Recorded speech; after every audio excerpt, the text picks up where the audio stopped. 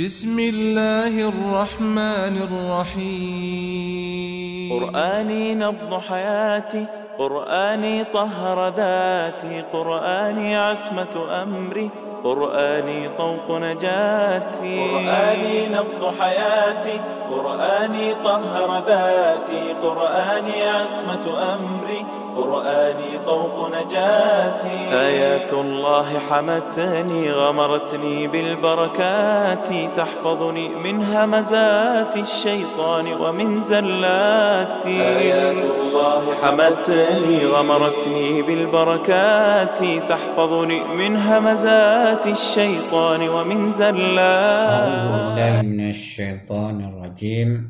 Recording in progress. بسم الله الرحمن الرحيم.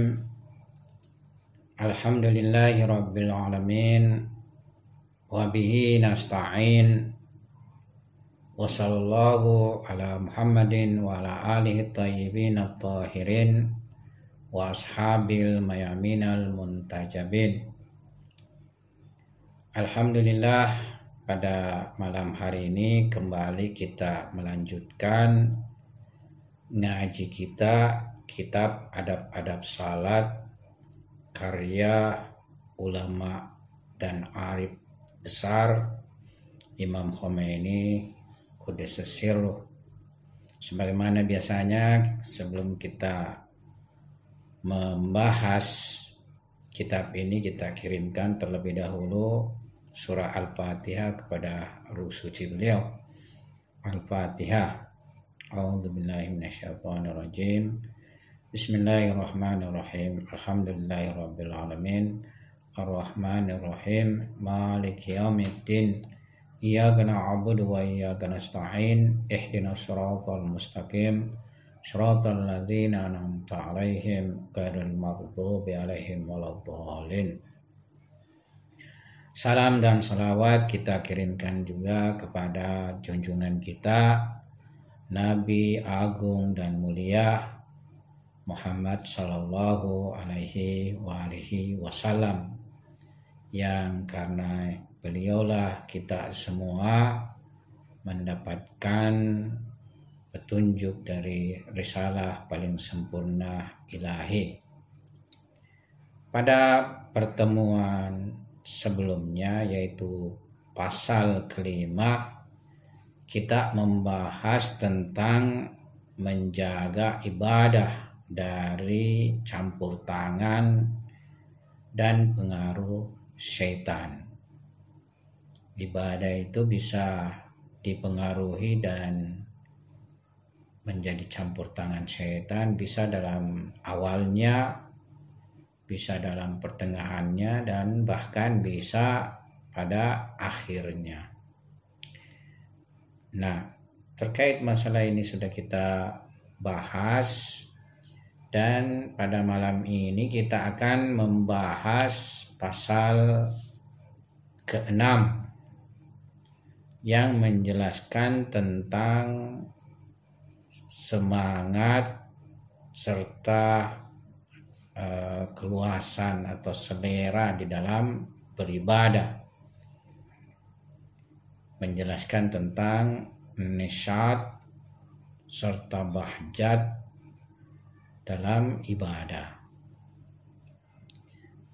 Menurut Imam Khomeini rahmatullah alaih, salah satu adab-adab kalbiyah salat, bahkan merupakan adab kalbiyah juga ibadah-ibadah lainnya yang menjadi faktor untuk memperoleh hasil yang sempurna, bahkan menjadi sebab fath artinya membuka atau menyingkap sebahagian dari pintu-pintu, serta kasf juga artinya menyingkap sebahagian daripada rahasia-rahasia ibadah, adalah bahwa salik sungguh-sungguh di dalam ibadah. dan ia melakukannya berdasarkan nasyat, yakni semangat, keluasan, serta kelonggaran kalbu, ya. Bisa juga farh yakni kegirangan, kesenangan, ya, yang mana kalau ia melakukannya berdasarkan kemalasan serta keterpaksaan, nah ini tidak akan memberi hasil yang baik di dalam ibadah. Olehnya seorang hamba yang salik haruslah menjauhi, ya, bahkan sangat, ya, dia mengatakan sangat mesti menjauhi ibadah dalam kondisi kasalat, ya, dipenuhi kemalasan dan hati tertutup, yakni hati kayak membelakangi, ya, ibadah tersebut, ya. Oleh karena itu dia mesti memilih suatu waktu untuk ibadah, ya, yang mana waktu tersebut nafs menerima, ya, untuk melakukan ibadah serta memiliki semangat dan kesegaran, jauh dari kemalasan serta keletihan serta kelemahan. Sebab apabila jiwa dipaksa ibadah dalam waktu-waktu ada disebut kasalat. Kasalat itu seperti kita ini lagi kemalasan. Ada istilah biasa orang bilang mager, malas gerak. Ya, jadi dalam suatu kondisi kemalasan serta kecapean, nah ini bisa saja memunculkan pengaruh buruk, ya, pengaruh buruk terhadap nafs. Salah satu di antaranya manusia nantinya akan menjadi tidak suka ibadah atau bosan dan jenuh dalam ibadah, serta dia merasa sangat berat, ya, dalam melakukan ibadah. Dan ini nanti perlahan-lahan atau sedikit demi sedikit akan menjadi penyebab tidak sukanya, ya, tanafur, yakni tidak suka, benci dalam ibadah. Jadi nafsnya, ya, di dalam nafsnya nanti muncul suatu kondisi tanafur, yakni tidak senang dalam ibadah.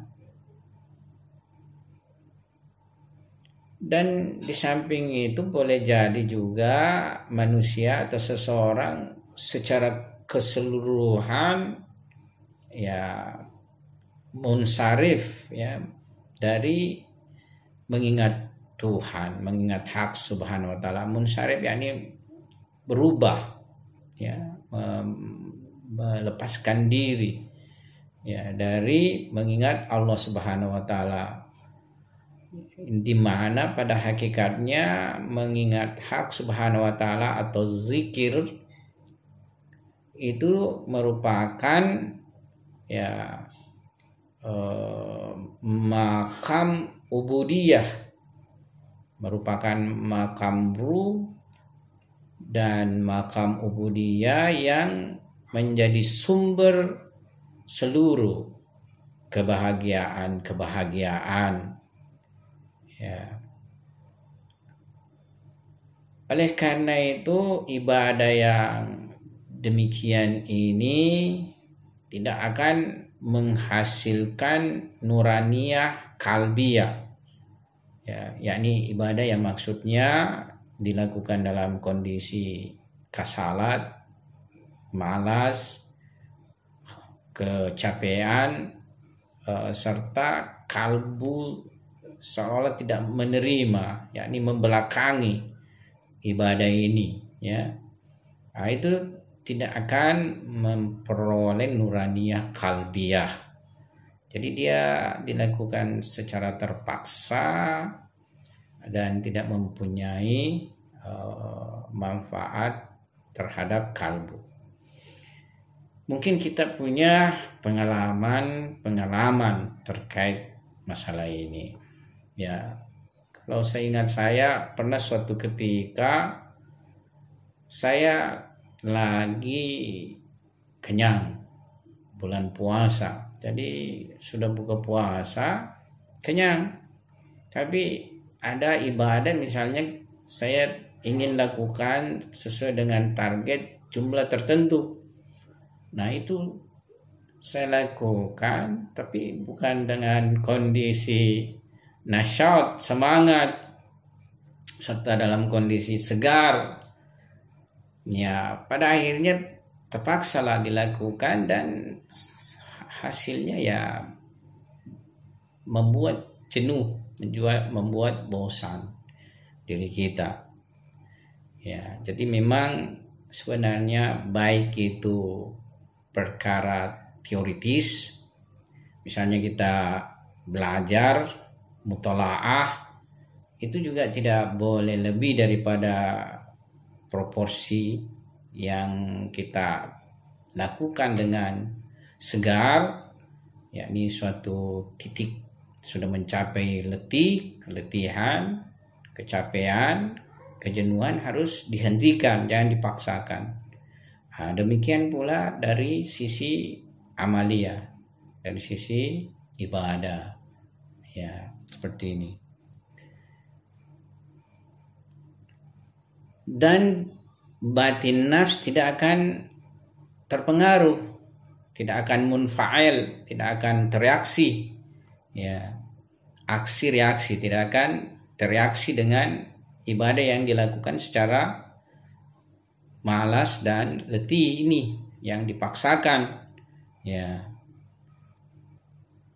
Serta surah atau surah bentuk ubudiyah ibadah ini, surah ubudiyah daripada ibadah ini tidak akan berubah menjadi surah atau bentuk batin kal, ya. Sebagaimana sebelumnya kita sudah menjelaskan bahwa pada hakikatnya kalau ibadah ini dilakukan dengan sesuai tentunya tuntunan, dipenuhi seluruhnya syarat tuntunan serta berbagai hal lainnya, khusyuk. Nah, itu surahnya ibadah atau bentuknya ibadah ini akan menjadi bentuk batin atau bentuk kalbu kita.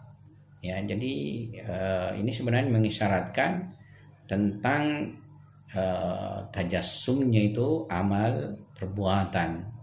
Jadi dia menjisim, tapi tentu jisimnya bukan jisim seperti badan materi kita ini, ya. Jisim misali, ada disebut dengan jisim misali. Dia akan menjasad, menjisim, tapi jisim misali, ya.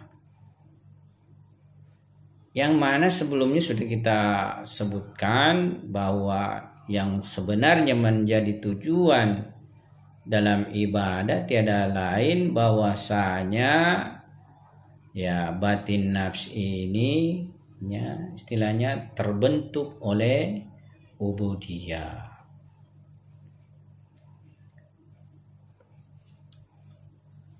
Selanjutnya salah satu dari rahasia-rahasia dan natijah ibadah serta riyadhah yaitu irada nafs berpengaruh pada mulk badan. Irada nafs berpengaruh pada mulk badan. Mulk badan yakni badan lahir ini, ya. Dan ia bisa menjadi menguasai mamlakah atau kekuasaan daripada badan. Jadi berubah nafs yang atau ruh yang mengontrol badan. Yakni maksudnya di sini tentunya irada yang positif yang akan menguasai badan, kekuasaan badan, ya. Sekarang ini secara tabiat, ya, badan dikuasai oleh nafs, ya, nafs yang berhubungan dengan jismiyah ini, ya, maunya makan, maunya tidur, maunya minum, maunya yang lezat-lezat dan lain-lainnya. Tapi kalau hasil dari ibadah, salah satu di antaranya adalah, ya, iradah nafs ini akan berpengaruh dan menguasai kekuasaan badan, ya. Jadi dia akan mengarahkan badan nanti ini pada dimensi yang transenden, ya, bukan yang bersifat materi saja, ya.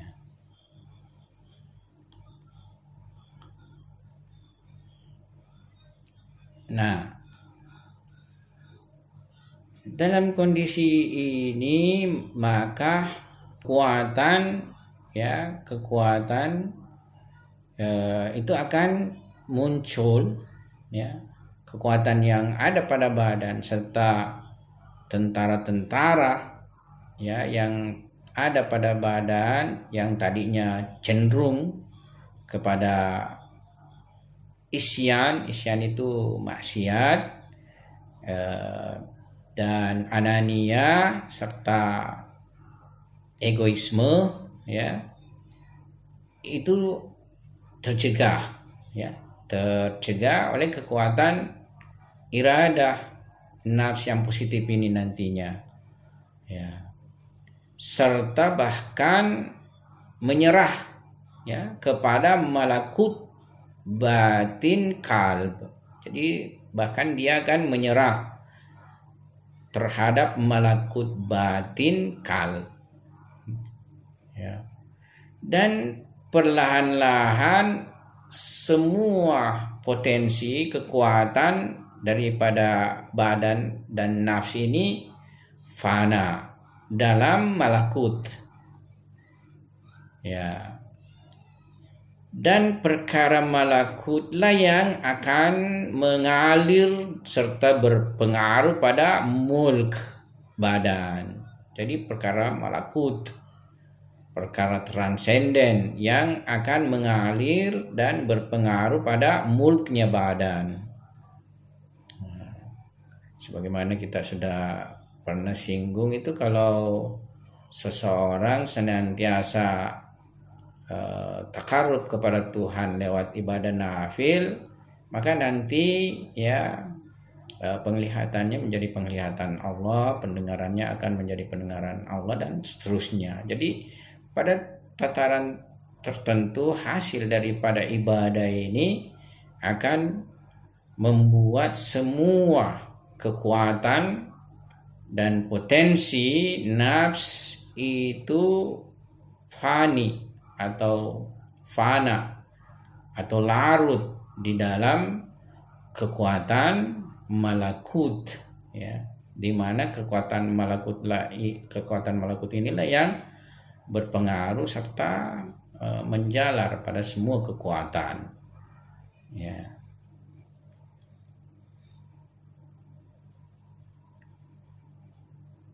Dan irada nafs yang akan menjadi kekuatan, ya. Jadi irada positif nafs yang akan mengambil kekuatan serta mengatur mamlakatnya badan.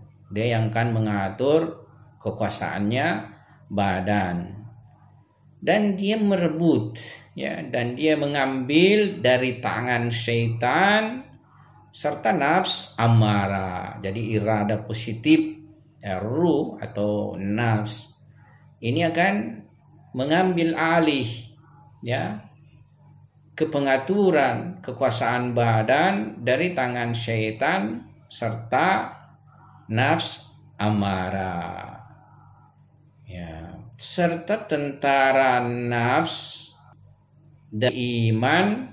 Tentara nafs dari iman akan menuju kepada taslim. Jadi iman menuju kepada taslim, penyerahan, serta dari taslim menuju kepada ridho, dari penyerahan menuju kepada keridhaan, dan dari ridho, kerelaan menuju kepada fana. Ini sebenarnya suatu tahap-tahap makam yang secara simpel digambarkan oleh Imam Khomeini: iman, taslim, ridho, fana, ya. Nah, dan dalam kondisi ini maka dia akan mendapatkan rahasia-rahasia dari ibadah, serta ia akan mendapatkan tajalli. Dia akan mendapatkan atau menghasilkan tajalli aktual, ya, daripada ibadah. Biasanya seseorang bisa mukasyafah dari hasil ibadah tersebut, ya. Dia akan menyaksikan tajassumnya, dia akan menyaksikan bentuk-bentuk misali daripada ibadah.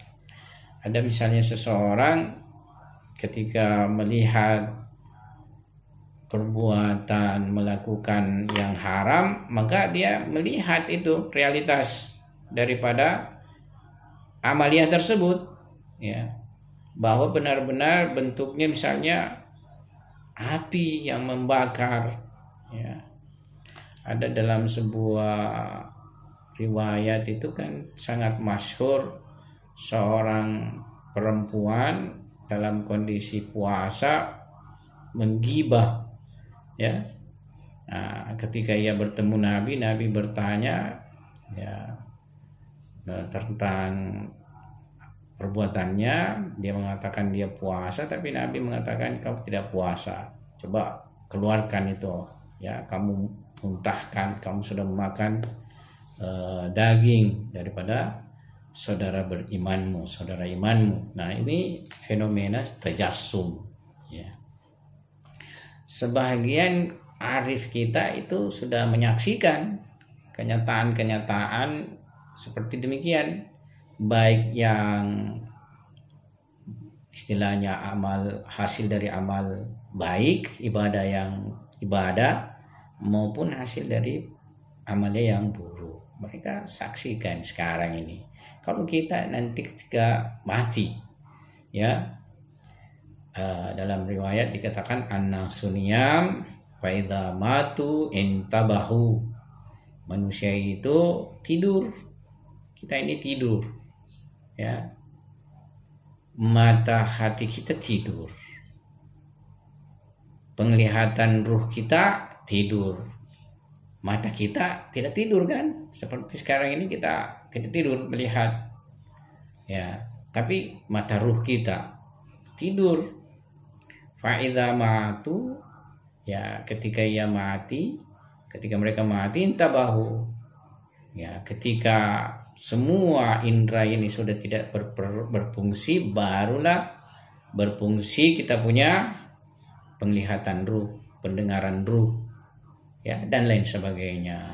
Baru kita saksikan alam misal, ya, semua apa yang sudah kita lakukan, ya, nanti terjelma, ya, terjelmalah dia.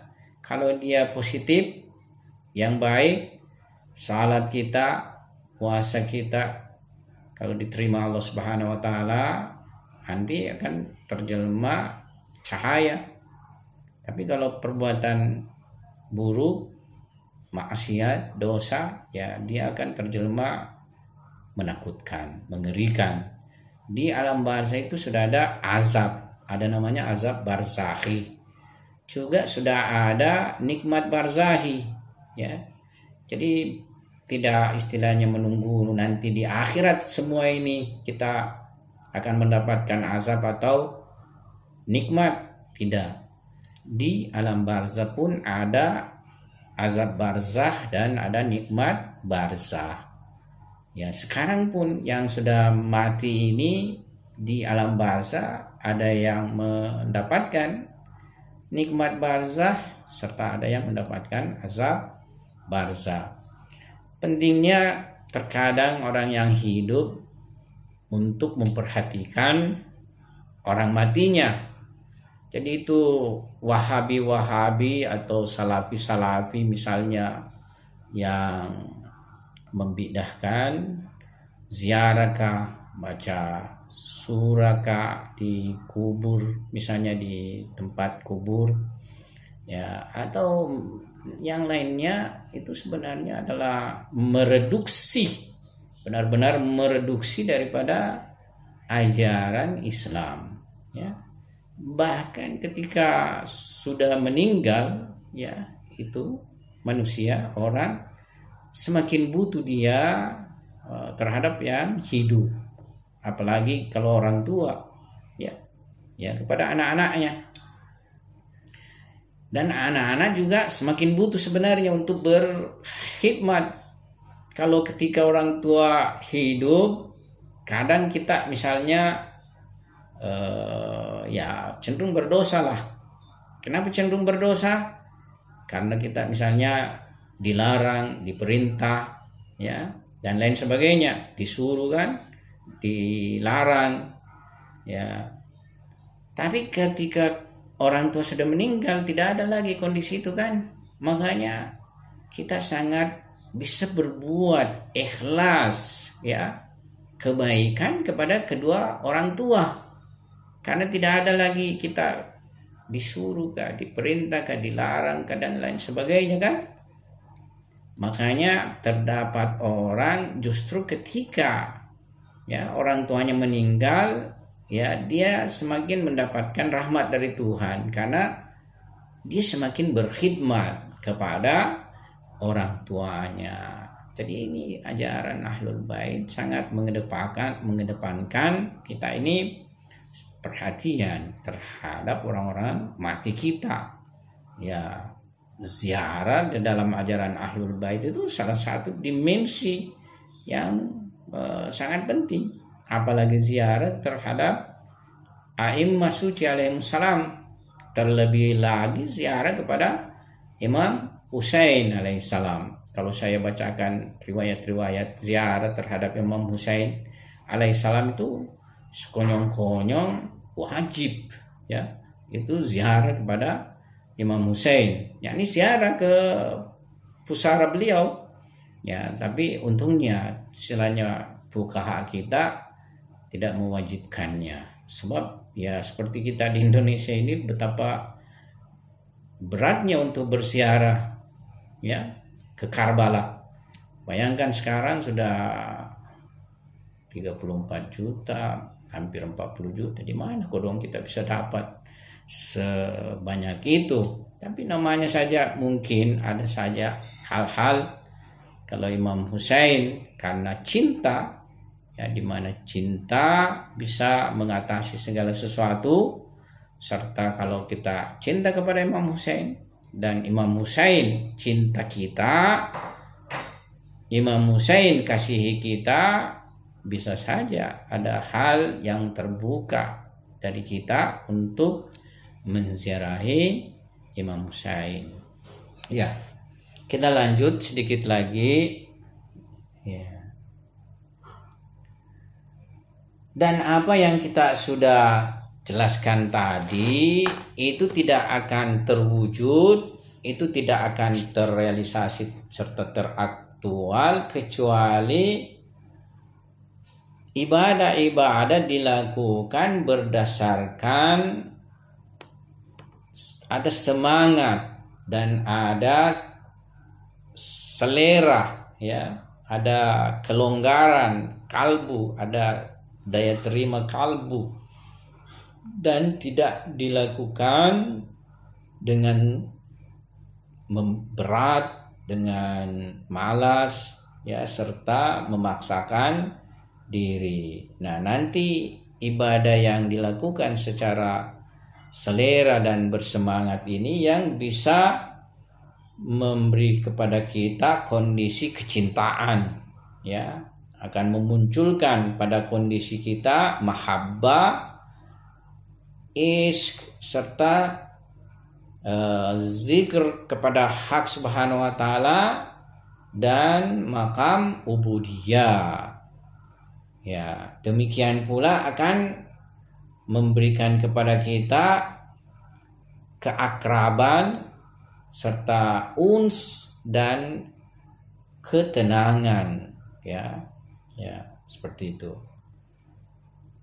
Dan uns serta keakraban kepada hak subhanahu wa ta'ala serta mengingatnya itu merupakan paling besarnya perkara penting, di mana ahli ma'rifat, ya, istilahnya sangat perlu untuk mendapatkan inayah ini, ya. Karena dengan inilah maka para ahli sair dan suluk, ya, bisa mencapai kedekatan serta derajat-derajat di sisi hak subhanahu wa ta'ala atau makam-makam qurb kepada Allah subhanahu wa ta'ala. Jadi sebagaimana para tabib, para dokter ini maksudnya dokter kesehatan badan, sebagaimana para dokter mempunyai keyakinan bahwa apabila makanan disantap berdasarkan kesenangan dan selera, ia akan cepat tercerna. Demikian pula dokter rohani, yaitu tabib rohani, meniscayakan bahwa jika manusia menyantap makanan-makanan rohani berdasarkan selera serta kesenangan, tidak berdasarkan kemalasan dan paksaan, maka itu akan memuncul dalam kalbunya, itu akan dengan cepat memunculkan pengaruh positif terhadap kalbunya, dan batin kalb, ya, akan tersipati dengan cepat, ya, akan tersipati cepat dengannya. Ini diisyaratkan, ya, di dalam lembaran Al-Quran, yang mana Tuhan di dalam mendustakan orang-orang kafir dan munafik, ya, berfirman, la ya'tuna salata illa wahum kusala wala yunfikuna illa wahum karihun. Ya, ini tentang mereka yang melakukan apa istilahnya perbuatan karena kemalasan, ya, atau karena kebencian. Jadi Tuhan mengatakan mereka ini, yaitu orang kafir dan munafik, tidaklah mendatangi salat kecuali mereka itu dalam kusala, yakni malas, dalam kondisi kemalasan, ya. Wala yunfikuna, dan mereka tidak berinfak illa wahum karihun, kecuali mereka itu karihun, yakni tidak suka, karihun benci, ya, terpaksa, ya.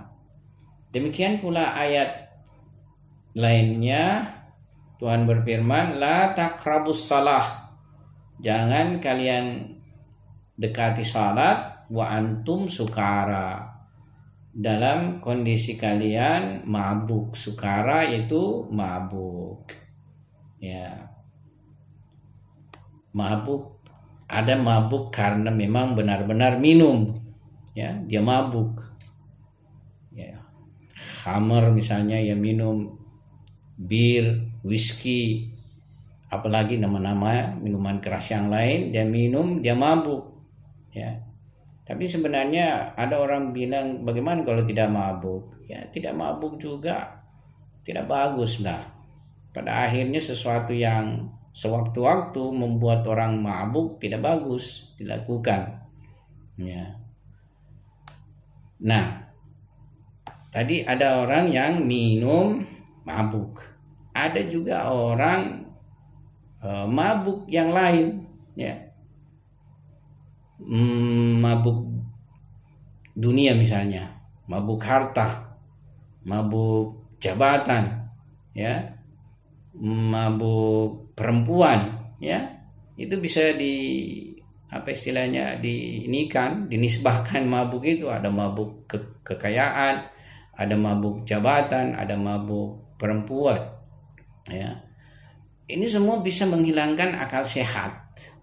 Yang jelas mabuk minuman menghilangkan akal sehat, dan demikian pula mabuk yang tadi saya singgung ini, suatu mabuk yang bahkan bisa lebih parah lagi. Ya, kalau mabuk minuman boleh jadi berapa jam berikutnya setelah pengaruh minuman hilang akan sadar normal kembali. Tapi yang mabuk 3 ini, ya, bisa lama. Bisa bahkan tidak sadar-sadar sampai mati orang. Ya, mabuk kekayaan, mabuk jabatan, mabuk perempuan, itu, ya, mabuk paling bahaya. Ya, makanya pengajaran agamalah yang bisa mencegah orang dari kemabukan ini, ya. Supaya kita tetap sehat akalnya dalam kehidupan ini. Nah, di dalam riwayat disyaratkan bahwa adab ini, ya. Jadi di dalam hadis itu ditafsirkan sukara adalah kasalat, kemalasan. Dan di dalam riwayat juga diisyaratkan tentang adab ini. Nah, di sini menurut Imam akan mengisyaratkan beberapa riwayat berhubungan dengan hal tersebut. Muhammad bin Ya'qub dengan sanadnya dari Abi Abdillah alaihi salam qala. Maksudnya Imam Ja'far Shadiq alaihi salam. La tukrihu ila anfusikum al ibadah. Jadi jangan kamu paksakan kepada nafsmu, kepada dirimu ibadah. Jadi tidak boleh dipaksa. Ya, diri ini tidak boleh dipaksa untuk ibadah. Tapi kalau ibadah wajib, ya, ibadah wajib itu tidak ada jalan lain, harus kita lakukan. Seperti salat, ya, salat sisa kita melihat momen-momen dan waktu-waktu yang tepat kita lakukan. Itulah sebabnya kenapa ulama kita itu menganjurkan kita selalu salat pada awal waktu. Sebab jika kita senantiasa perhatian salat pada awal waktu, itu tetap ada pada diri semacam keteguhan untuk melakukannya. Dan keteguhan ini bisa membawa semangat pada diri untuk mengerjakannya. Tapi kalau kita menunda-nunda, ya, menunda-nunda dengan berbagai pekerjaan-pekerjaan yang melalaikan, itu nanti pada suatu kondisi akan malas, akan berat untuk melakukan salat. Akhirnya tidak ada jalan lain karena mau berakhir waktu dikerjami dengan terpaksa. ya akhirnya tidak mempunyai faedah besar terhadap kalbu, hanya semata-mata mungkin menghilangkan kita dari maksiat dan berdosa, tidak melakukan salat. Tapi faedahnya itu untuk ma'nawiyah dan bentuk salat itu berubah menjadi batinnya kalbu, itu tidak akan kita peroleh. Ya. Jadi ini salah satu riwayat. Kemudian Wan Abi Abdillah Imam Ja'far Shadiq alaihissalam kalau Rasulullah sallallahu alaihi berkata Rasulullah sallallahu alaihi wasallam, ya Ali, wahai Ali, inna hadzal din matin. Ya, sesungguhnya agama ini matin, yakni kokoh, matin. Faugil fihi birifkin, maka augil bisa maksudnya ikatlah ya padanya atau seretlah padanya, birifki dengan toleran, ya maksudnya lakukanlah dengan toleran, ya. Wala tubaghid ila nafsika ibadat rabbik, dan jangan kamu membuat dirimu itu menjadi benci ibadah kepada Tuhanmu. Ya, ini juga satu riwayat. Dan pada hadis dari Imam Askari alaihissalam, beliau bersabda, idza nasyatat al-qulubu fa'audiuha wa idza nafarat fawaddiuha.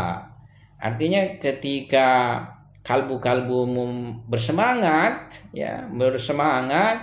maka berilah amanah padanya untuk ibadah.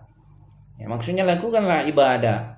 Tapi ketika nafarat, jadi dia tidak suka, tidak senang, ya, maka lepaskanlah kalbumu dari ibadah. Nah, ini merupakan aturan ya secara keseluruhan yang berhubungan dengan ibadah, apakah itu salat, zikir, baca Al-Quran, serta yang lainnya. Jadi saya lihat begini, ya, Imam Khomeini rahmatullah alaih menulis 2 kitab berhubungan tentang salat karena dari sudut tinjauan beliau, salatlah yang menjadi sentral bagi kaum muslimin dalam membentuk dirinya dan menyempurnakan dirinya di jalan ibadah. Ya. Makanya tarikat ibadah atau jalan menyempurna dengan jalan ibadah yang pertama, yang sangat mendasar pertama dalam Islam adalah salat. Sebagaimana kita sudah singgung pada awal pertemuan kita, ya.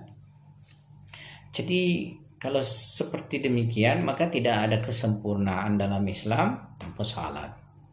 Tidak ada pencapaian kesempurnaan makam-makam di dalam Islam kecuali haruslah pertama salatnya yang sempurna, salatnya yang baik, ya. Jadi ini merupakan aturan secara menyeluruh, ya, bahwasanya apabila dalam kondisi bersemangat dan berselera hati, maka berikanlah hati untuk beribadah, ya. Tapi kalau dia tidak dalam kondisi demikian, bahkan tidak suka, ya, hati ini justru lari dari keinginan beribadah, maka lepaskan dia, maka biarkan dia istilahnya dalam kondisi tidak ibadah, ya, ini lepaskan dia, ya, ini biarkan dia, ya. Dan ini berlaku baik di dalam memperoleh, ya, ma'rifat dan ilmu-ilmu secara teoritis, ya, maupun di dalam memperoleh maka maknawiyah di dalam ibadah praktis, ya. Jadi inilah suatu adab kalbiyah di mana kita harus istilahnya amalkan. Kalau dia bersemangat dan senang serta berselera, serahkanlah kalbu di dalam beribadah, ya sampai tingkat tertentu maksimalkan. Tapi kalau lagi dia sumpek, lagi ini istilahnya tidak punya selera, maka tentu di sini hanya perkara yang sangat daruri saja kita serahkan atau kita amalkan. Saya pikir kita punya pertemuan sekian dulu. Pembahasan ini masih berlanjut, ya, masih berlanjut pembahasan kita ini tentang masalah semangat dan selera, bersemangat dan berselera di dalam ibadah pada minggu depan, insya Allah. Saya juga ingin kalau misalnya ada yang berminat, kita ngaji irfan teoritis, karena ini saling menyempurnakan irfan praktis dan irfan teoritis. Cuma memang pembahasan kita sudah pembahasan kitab yang tinggi, yaitu kitab Ushul Hikam. Dan bagi yang mau mengikuti mukadimah itu ada rekaman, sebenarnya ada rekaman pernah saya mengajar pengantar daripada Irfan Nazari di Telegram. Jadi harus punya aplikasi Telegram dan merujuk di grup Telegram tersedia. Di situ ada 24 kali pertemuan kalau tidak salah, atau 20 kali itu pengantar irfan teoritis. Sebagai syarat untuk memasuki pembahasan kitab Ushul Hikam yang lebih berat tentunya.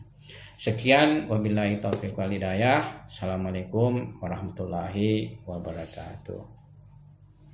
Waalaikumsalam warahmatullahi wabarakatuh. Terima kasih Ustaz. Recording stopped. Iya, sama-sama. Ya. Semoga bermanfaat. Ya. Alhamdulillah. Terima kasih Ustaz. Ya, sama-sama. Ya. نبض حياتي قرآني طهر ذاتي قرآني عصمة أمري قرآني طوق نجاتي